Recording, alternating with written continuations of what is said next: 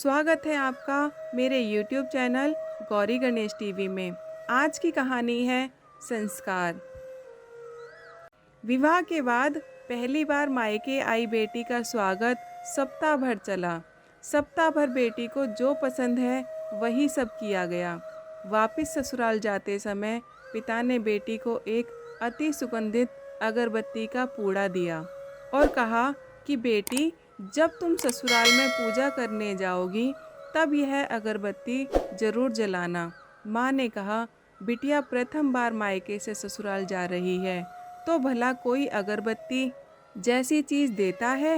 पिता ने झट से जेब में हाथ डाला और जेब में जितने भी रुपए थे वो सब बेटी को दे दिए।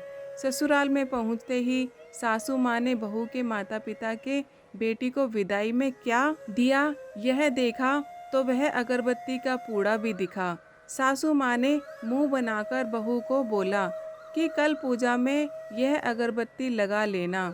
सुबह जब बेटी पूजा करने बैठी, अगरबत्ती का पूड़ा खोला तो उसमें से एक चिट्ठी निकली। लिखा था, बेटा, यह अगरबत्ती स्वतः जलती है मगर संपूर्ण घर को सुगंधित कर देती है। इतना ही नहीं, आजू बाजू के पूरे वातावरण को भी अपनी महक से सुगंधित एवं प्रफुल्लित कर देती है।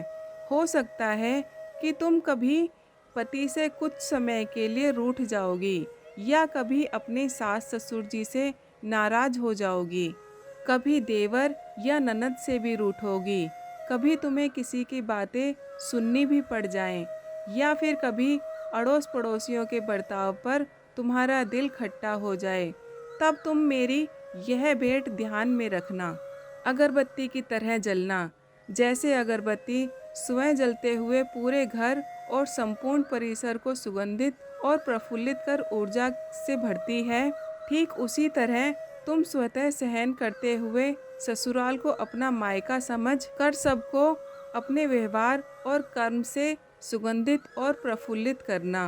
बेटी चिट्ठी पढ़कर फफक कर रोने लगी। सासू माँ लपक कर आई। पति और ससुर जी भी पूजा घर में पहुँच गए जहाँ बहू रो रही थी। अरे, हाथ को चटका लग गया क्या? ऐसे पति ने पूछा। क्या हुआ यह तो बताओ, ससुर जी बोले। सासू माँ आजू बाजू के सामान में कुछ है क्या यह देखने लगी तो उन्हें पिता द्वारा सुंदर अक्षरों में लिखी हुई चिट्ठी नजर आई। चिट्ठी पढ़ते ही उन्होंने बहू को गले से लगा लिया और चिट्ठी ससुर जी के हाथ में दी। चश्मा ना पहने होने की वजह से चिट्ठी बेटे को देकर पढ़ने के लिए कहा।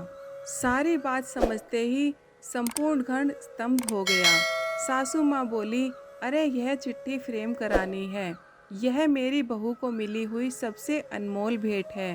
पूजा घर के बाजू में ही इसकी फ्रेम होनी चाहिए और फिर सदैव वह फ्रेम अपने शब्दों से संपूर्ण घर और अगल बगल के वातावरण को अपने अर्ध से महकाती रहेगी। अगरबत्ती का पूड़ा खत्म होने के बावजूद भी क्या आप भी ऐसे संस्कार अपनी बेटी को देना चाहेंगे?